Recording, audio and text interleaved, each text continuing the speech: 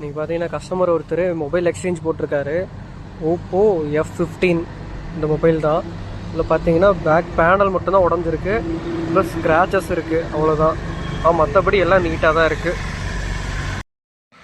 Old mobile exchange போட்டு இப்போ வந்து Oppo A5X 4GB RAM 64GB mobile எடுத்திருக்காரு.